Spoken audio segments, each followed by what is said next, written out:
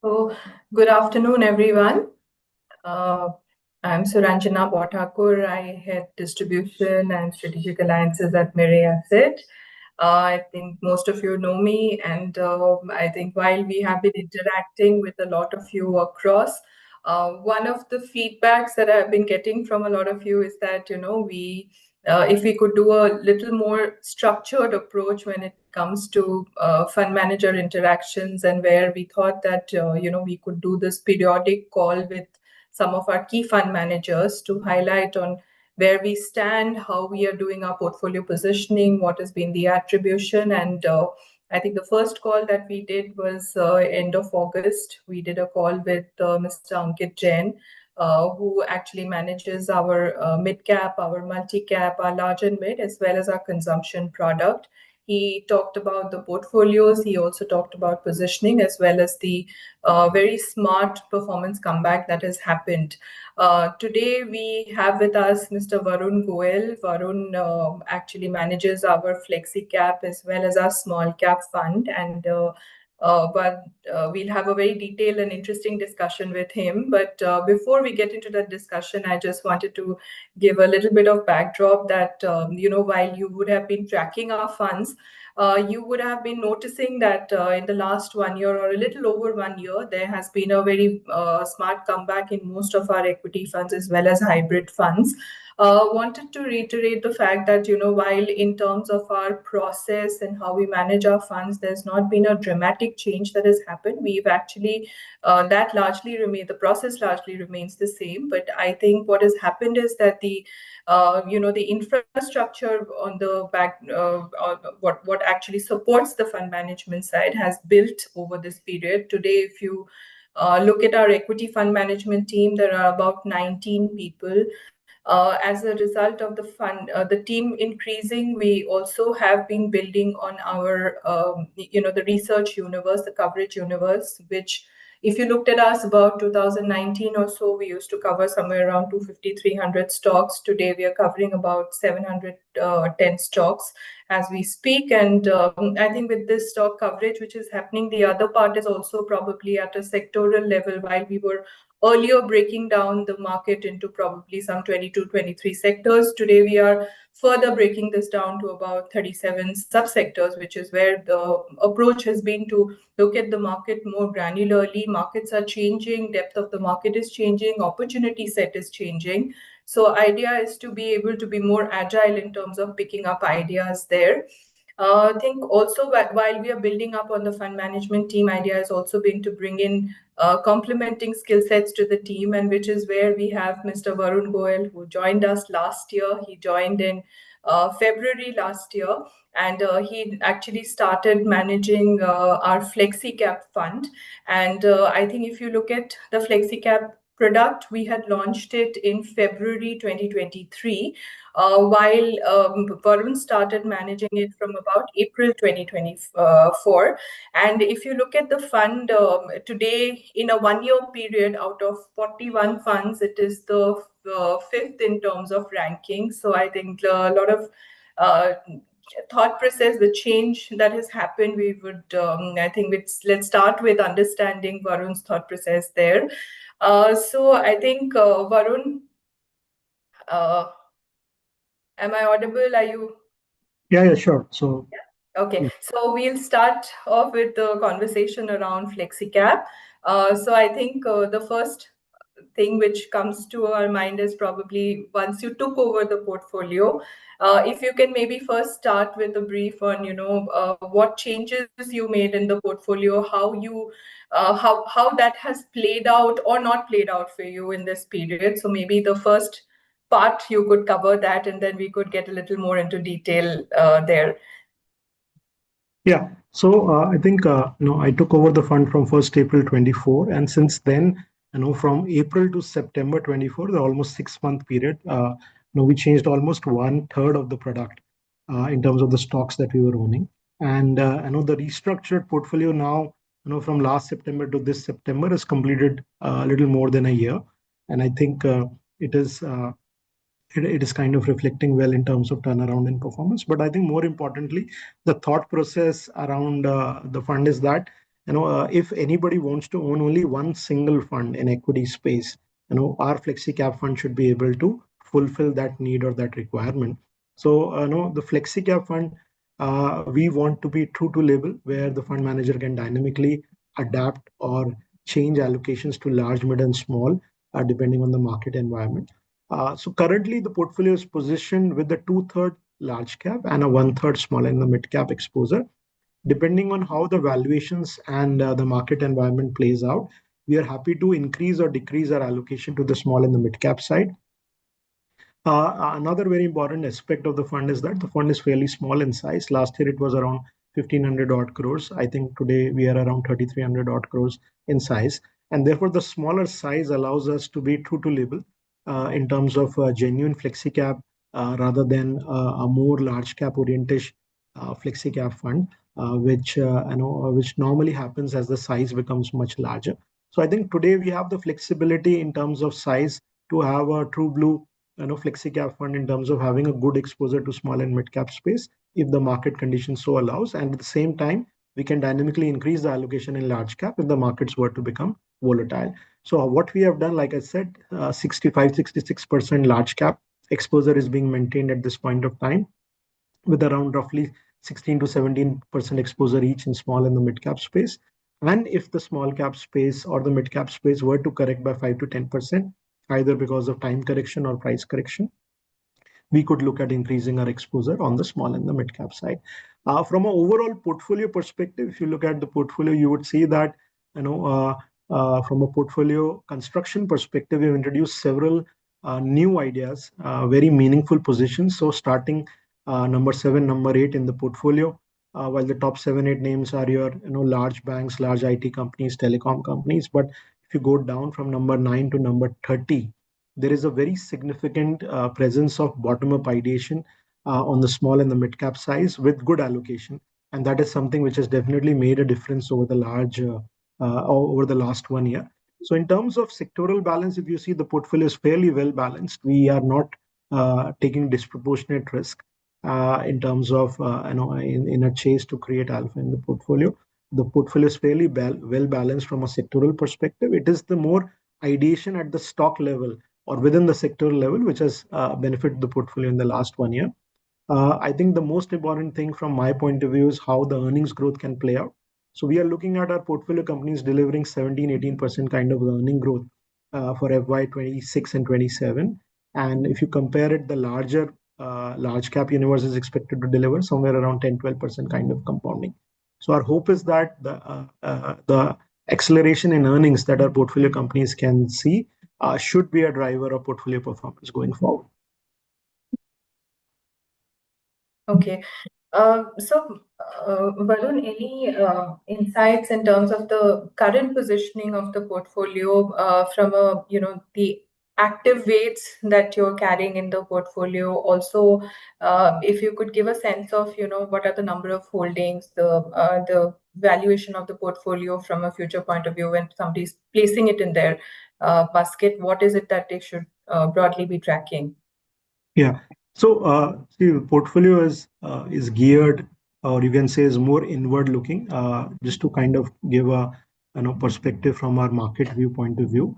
We are very optimistic on India economic growth turnaround for FY26.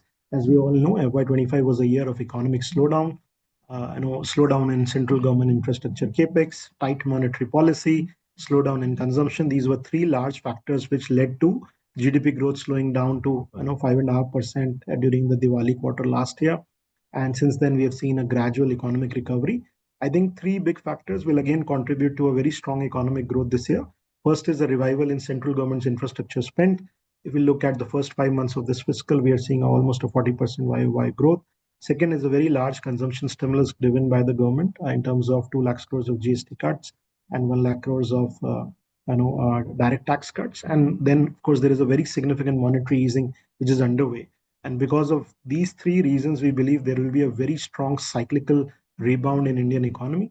We've seen the first quarter GDP growth, has been above expectations. Quarter 4 FY25 GDP growth was also very robust. Our sense is, for FY26, the GDP growth will surprise on the positive. we're looking at somewhere closer to 6.8 to 7% kind of a real GDP growth number. And therefore, we believe since this is a year of a very strong cyclical recovery in the economy, we're very positive on domestic economy. So the portfolio is inward looking, and we're positive on cyclical Indian stories, be it BFSI, capital markets, and domestic discretionary consumption, of course, will be a big beneficiary. At the same time, we believe that even the investment and the real estate part of the economy will do well. There seems to be a lot of discussion and debate that now India is pivoting to consumption. Our sense is, and how the FlexiCap fund is structured, that both parts of the economy will do well, the investment part as well as the consumption part. So we are positive on discretionary consumption stories. We are positive on capital goods and real estate stories, and we believe this should do quite well going forward. What we are a little cautious on is export stories. And of course, there's still some volatility and ambiguity in terms of what happens with the US tariff situation. There are a lot of geopolitical conflicts going on across the world, and they will be a little careful on that side. So if you look at the overall portfolio psychographics, as I was mentioning, next 2 years, we're looking at 17% kind of earnings CAGR in the portfolio compared to around 10%, 10, 11% that we expect for the benchmark. Our portfolio, of course, since the earnings growth is significantly higher than the benchmark, and the valuations are also slightly on the higher side, but not a lot. And I think the third very important point that we track is the ROE levels. Our portfolio has companies which have delivered significantly better aggregate return on equity as compared to the broader market. I think around 19 to 20%.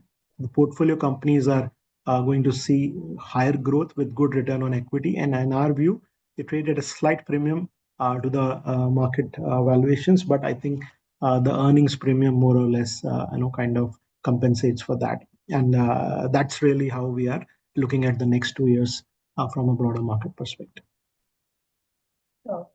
I think when we look at the positioning of portfolio, I think the fact that how we are placed in terms of the sectors, while people can analyze at their end, but just want to understand that what are your broad thoughts on how you look at sectors going forward, and therefore how are you positioning within the portfolio? Yeah, so as I was mentioning, we expect the domestic facing sectors to do well. The interest rate sensitive sectors, banks, real estate, capital goods, they all expect to do well. And within the banking space, we are more positive on the public sector banks.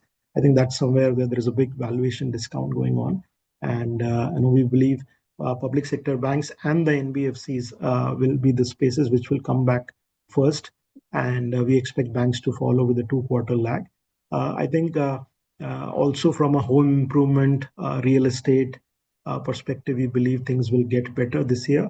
I think third big theme is the overall healthcare segment, which is, I think, hospitals, diagnostics, and the pharma CDMO opportunity. The only export opportunity that we are more bullish on is the pharma CDMO opportunity, which we believe is a sunrise sector. And next 3 years, 5 to 10 years should be a very promising time. And we have several ideas in the pharma CDMO space in our portfolios, and we're fairly optimistic on that. What we are not that positive on is, of course, utilities. I think last year some of the utility companies did quite well, and the valuations had run up quite a bit, and so we are cautious on that. I think a little bit cautious on sectors like tobacco, logistics, certain retail companies, and banks. While we are largely overweight, or you can say positive on the BFSI space, but we believe the first part of the rally will be driven more by public sector banks and NBFCs, and the private sector banks would follow. And the portfolio positioning currently represents that. Okay. I think, Varun, when you mentioned at the beginning about how after the change, after you took over the fund, how you looked at the market cap positioning. But when we look at the current scenario, how do you look at, from here on, how do you look at the positioning from a market cap point of view? And if you can also maybe touch upon, there's been a good performance comeback that has happened in the last 1 year, a very tangible change. Do you see any highlights that you want to make there in terms of changes, or how you look at it here now? Yeah, so I think from a allocation perspective between small, mid, and large, I think just like to make a couple of points. I think FY25 was a year with significant deceleration in earnings growth. While the Nifty companies delivered 2 to 3% growth in FY25, small cap space delivered a minus 15% earnings growth. And after 4 quarters of decline, I think the small cap space is set for a very strong earnings rebound. Our own sense, and since I also manage the small cap fund, we do quite a bit of work on the small cap earnings side. I think we are good for a big rebound in earnings after 4 quarters, 4 consecutive quarters of downgrades.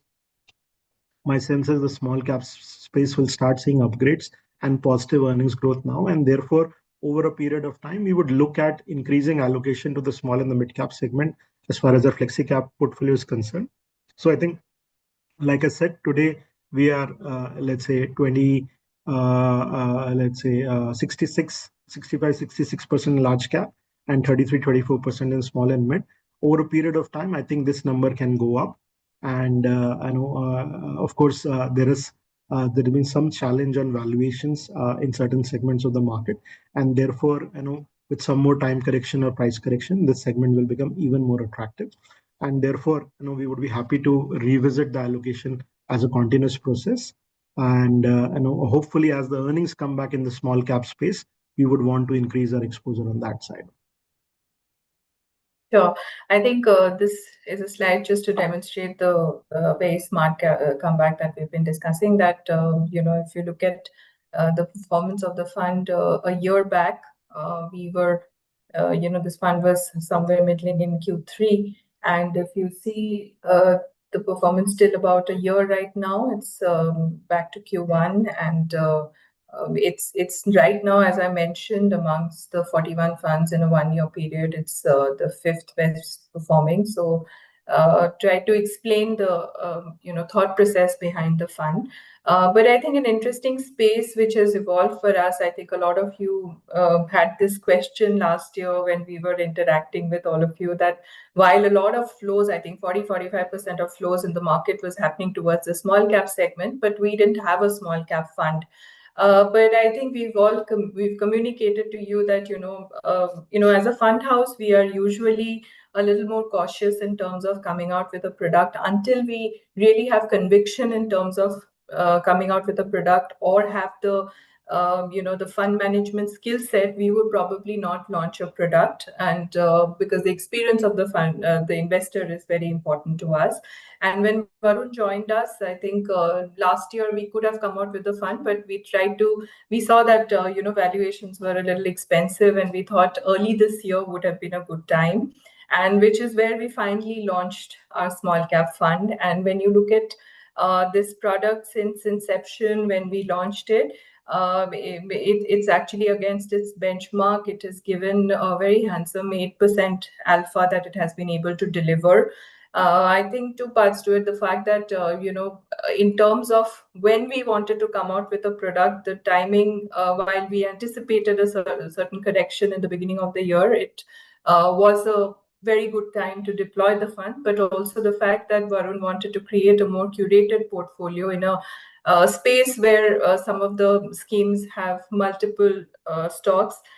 We thought a more curated basket would make sense, and which is where he was able to create a basket which has been able to deliver this today. I think to understand it better from Varun, Varun, if you could touch upon firstly what is our current positioning here? How do you look at the number of stocks that you hold today? Would you want to trim this down further, or would you want to make this a larger basket? And again, from a point of view of valuation, how do you see this placed from here on? Yeah, so I think small cap space, if you go back in history for the last 20 years, has been a phenomenal wealth creation opportunity. If you look at the small cap index, small cap 100, small cap 250, they've been in existence for almost 20 years, and the IRR at the index level itself has been around 17%. And we believe very strongly that the next 10 years should not be very different from the previous 20 years. And therefore, we believe every investor in India should have some allocation to small cap. Of course, how much is a function of his risk appetite, ability to see drawdowns, and various objectives that he has. But we believe small cap makes a very compelling proposition. There is a lot of scope for bottom of stock picking in the small cap space. So while there has been some pockets of fraud, there is no doubt that certain PSU companies, defense, railway companies, certain EMS companies have been running at 50, 100, 150 PE, and therefore they need to be avoided from an investment perspective. But I think the universe is fairly wide, and therefore there is a lot of scope for bottom-up stock picking, especially for a new fund like ours. We started our fund in January, and in let's say a period little more than 9 months, the portfolio has delivered around 17-18% kind of absolute return with a 8 to 9% kind of outperformance. Of course, these are very early days. 9 months is not a very long period in the overall time cycle, but we believe we have had a good start. And we have the opportunity to kind of build up on that. From a portfolio construction perspective, of course, we have tried to have a very diversified portfolio. There is no stock with an allocation of more than 3.5%. And also the total number of holdings is closer to 70-75. And from a sectoral point of view is also fairly diversified. Again, the idea is to have a portfolio which can deliver strong earnings growth over the next 2 to 3 years, which can have a decent valuation with good ROEs. I think that's broadly the three things that we consistently keep in mind, both in our flexi cap and our small cap fund. As I was saying, last year was a very bad year for small cap earnings, minus 15% kind of growth. And this year, we believe that we will start seeing a strong turnaround in earnings growth. So I think broadly 20 to 25%, at the lower end, let's say 20%, if the earnings really accelerate, it can go even higher. And let's say if the benchmark has earnings growth of 20% for the next 2 to 3 years, there is a lot of scope for bottom-up stopping, and there are a lot of stocks and sectors which will do very well. And therefore, one has to pick and choose. From a valuation point of view, of course, from a longer-term perspective, I think we have to take a slightly longer-term call. There are pockets of froth in the small cap space, and which we have to avoid. Just to give you a breakup, there is almost 35% of the benchmark Nifty Small Cap 250, which trades at a very high valuation. And what is that 35%? That includes 17-18% of capital goods, defense, PSU, engineering, railways. That is altogether 18%. There is around 7-8% in capital market, which is your exchange, depositories, insurance, registrars, capital marketplace, exchanges. And of course, there is around 4 to 5% in EMS companies and some of the new age companies. So which is this 35% of the benchmark is trading at very high valuation. It is the remaining 65% of the benchmark which trades at a fairly reasonable valuation. So what we have done is, as we have constructed the portfolio, we have tried to avoid the more expensive 35% and have more of the 65% that we believe is more fairly valued.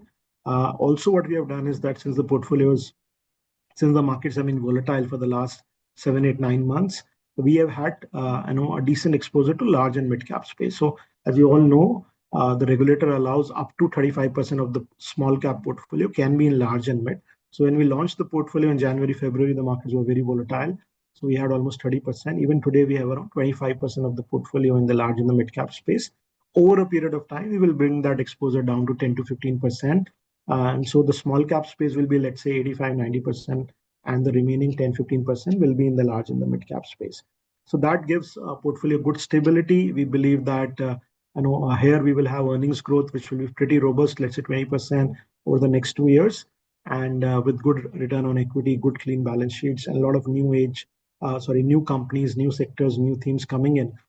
So I think there is a lot of scope for bottom stock picking in this space. Also, I think, like I was saying, we raised 1,000 crores during NF4. Current EUM is around 2,700 odd crores. It's still very small from the overall scheme of things, and therefore, our ability to do bottom-up ideation is much higher than several of the competing funds, which are much larger in size. Yeah, sure. So you broadly discussed on your ideas on the sectoral side in terms of positioning, but when it comes to the small cap fund, are there certain spaces that from a future point of view, you're seeing more potential? Yeah, so I think the broader sectoral choice remains the same, that we like the overall domestic cyclical stories, which is BFSI, banks and financial services, discretionary consumption through auto. We remain constructive in hospitals and diagnostics and the CDMO space, which we believe is one of the few export sectors which we expect to do quite well. We remain constructive on capital goods. We remain constructive on building material and real estate sector. On the underweight side, again, we little cautious on exporters, either through generic pharma companies or utilities, which we believe are significantly overvalued. So there is a similarity in terms of sectoral overweight, underweight in both the portfolios. And we believe that the domestic facing sectors will remain the core of the portfolio, at least in the foreseeable future. Okay. Also, Varun, while we spoke about the exposure that you have within the different segments of the market caps at the moment, a lot of question comes around the micro cap segment also, since small cap is the scope is broader. So if you can throw some light on how you've taken exposure here, if you want to highlight on certain ideas there. Yeah. So I think our universe really is, let's say, 251st rank as per the AMFI definition. That I think rests somewhere around 31,000 crores, and the 1,000 stock is closer to 3,000 crores. So 3,000 to 31,000 crore, that's broadly the range as far as we are concerned in terms of stock picking, which as per definition is both small and micro. So as you can see in this chart, we have some exposure to micro cap names also, and we are fairly comfortable. Some of them have done fairly well for us, and we believe that considering our size, our size is fairly small, we have the capability to really go down the curve in terms of identifying newer ideas and discovered ideas, while keeping a very strong handle on the risk. So if you see, the last 9 months have been fairly volatile. Small cap index corrected almost 20% since our launch in January, and then went up again by almost 20-25%. So I know we have seen a 20% swing on either side in a very short period of 9 months, and happy to share that in both during downturn and during upturn, the portfolio has created alpha. So I think despite our exposure in the smaller companies, in the micro cap companies, I think the portfolio has held on quite well, especially during the volatile phase. Sure.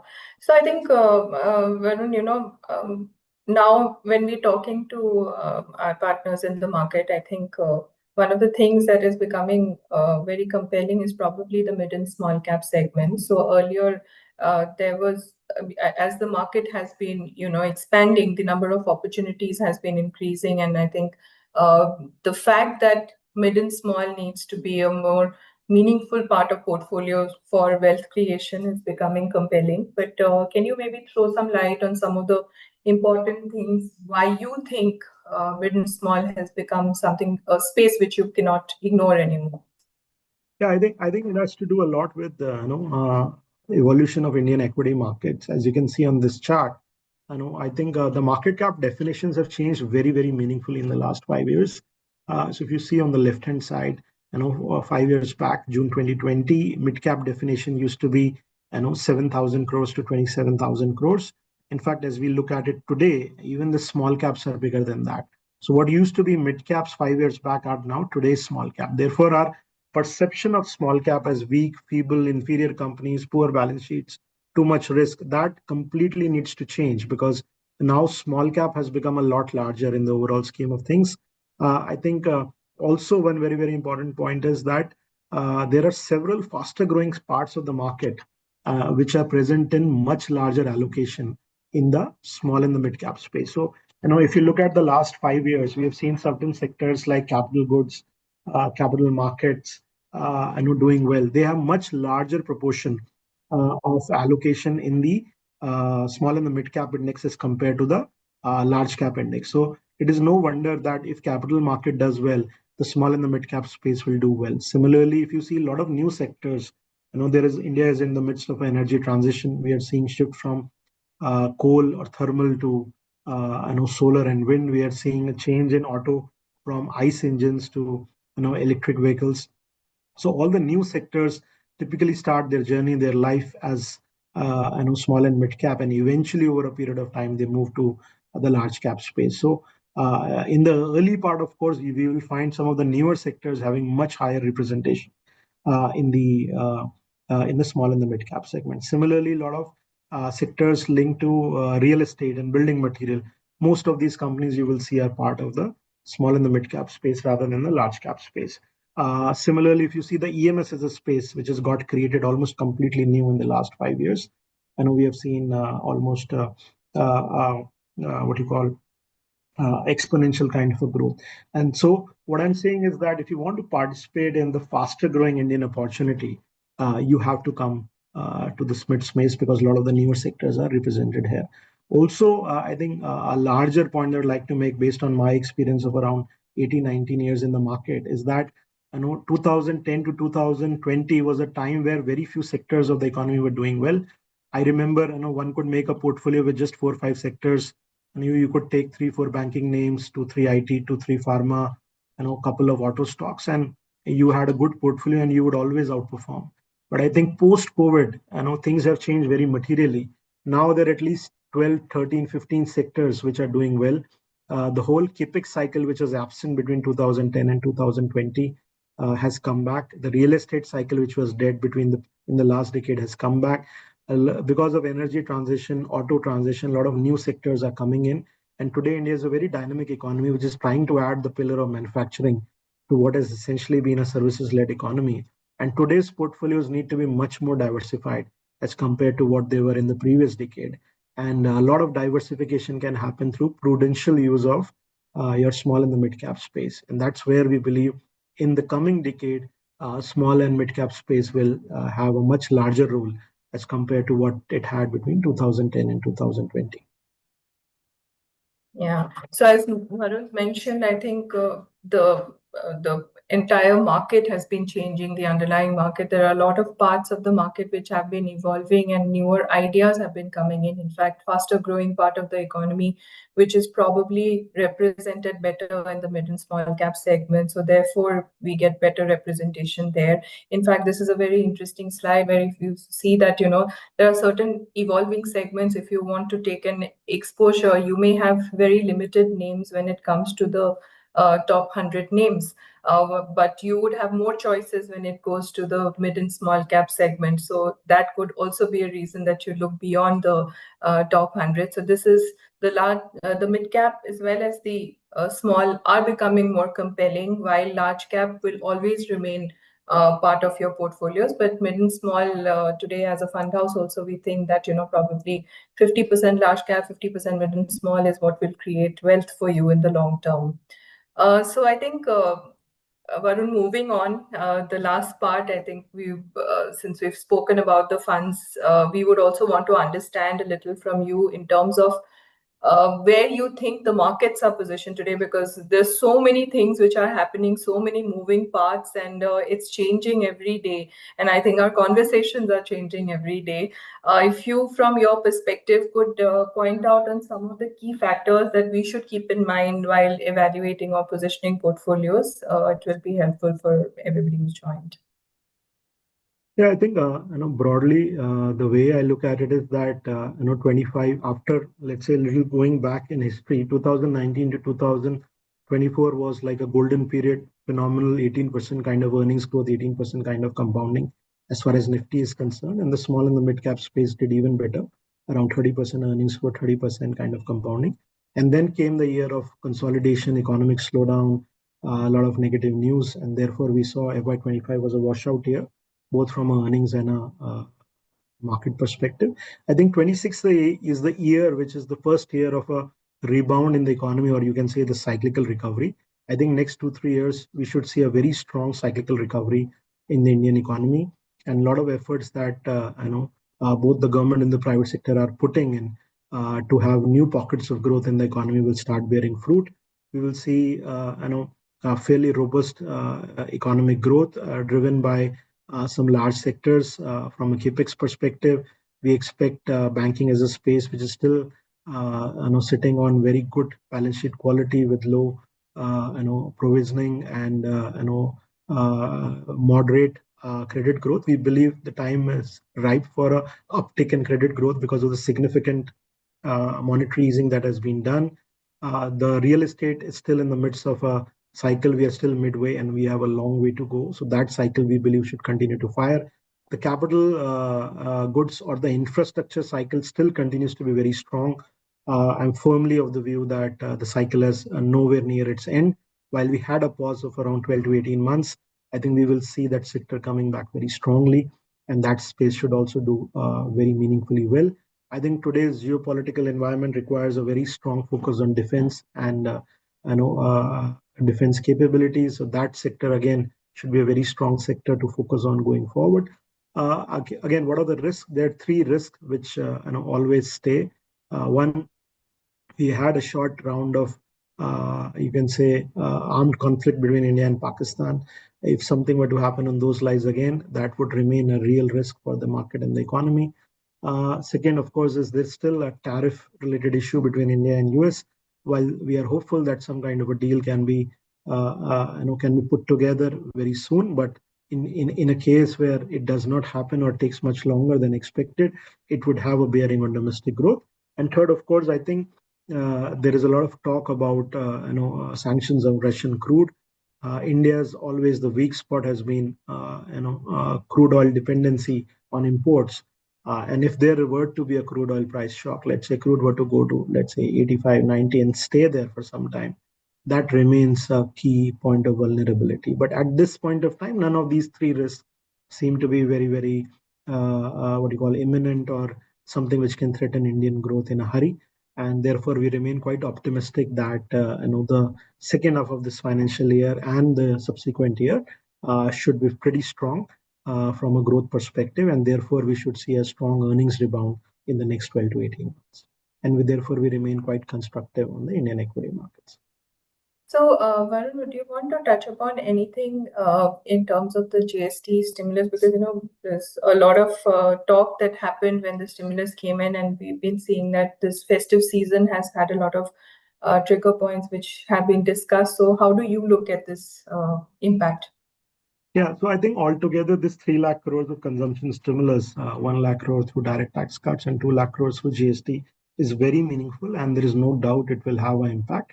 Our view is it will show up first in auto and consumer durables, and then subsequently in other products and services. Also, there is an impending eighth pay commission, which should happen in the next 12 to 18 months, and that should be another trigger for consumption growth revival.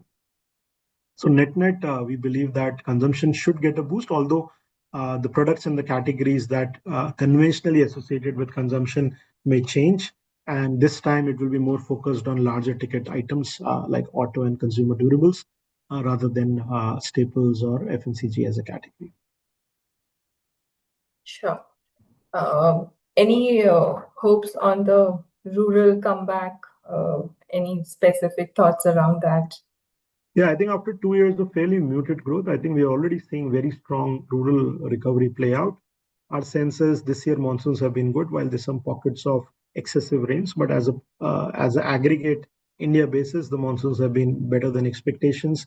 We expect a good summer crop. The reservoir levels are full, and therefore it is expected that the Rabi crop should also be good. And farm incomes are going up. There is a lot of distribution of cash by various state governments. Almost 1% of GDP is being distributed by various state governments. I think almost 18 Indian states have been giving some kind of income support to the bottom of the pyramid, 1,000, 2,000 rupees per month. And that will also show up in rural consumption specifically. And therefore, we are hopeful that segments like tractors, agricultural equipment, some of the low ticket rural consumption items could do well going forward. Sure. So good time to look at the consumption basket as well. Varun, any last thoughts around also, while he answers, you can put in your questions if there are any. We would want to answer most of the questions. Any last thoughts around the earnings where, a lot of discussion around a lot of things happening in the market, but the earnings catch up is something that is pending and everybody's looking forward to it. So any thoughts around that? Yeah, I think the worst of the earning downgrades is behind us after 4 consecutive quarters of downgrades. I think now things are looking at turning a corner. I think large cap space should see 10% kind of earnings growth, and I think the small and the mid cap space can do even better. Also, if we look at there are certain global cyclical sectors which have contributed to very poor earnings growth last year, specifically metals and oil and gas, because the refining cycle was weak. The global commodity prices of products like steel, copper, everything, aluminum was down. This year, we already started seeing a very smart recovery. both from a domestic and a global perspective. And therefore, we expect the metals in the oil and gas space to any which ways get better. And I think this, if you combine with the strong cyclical recovery that we expect in domestic cyclical sectors, I think overall we should see a 10% kind of earnings growth for FY26. And FY27, actually, the number can be higher. So I think that's the broad and the most important thing, which is a driver of markets in the medium term. So it looks like we are towards the end of the earnings downgrade cycle, and from this point onwards, we expect earnings to get better. Sure. If anyone has any questions, you can post it in the box, the Q&A chat box.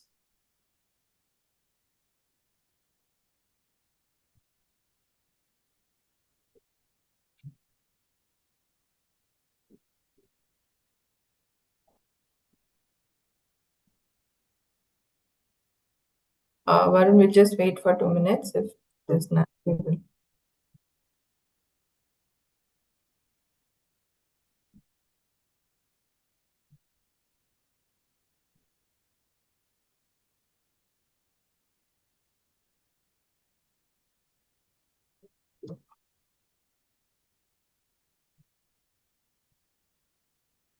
Okay, I think if there are no questions, we would wrap up the call. And thank you so much for joining in this call today. We hope you've got more clarity around the flexi cap as well as the small cap product that we run. And since you got a chance to interact with Varun, I think a lot of you have already met him.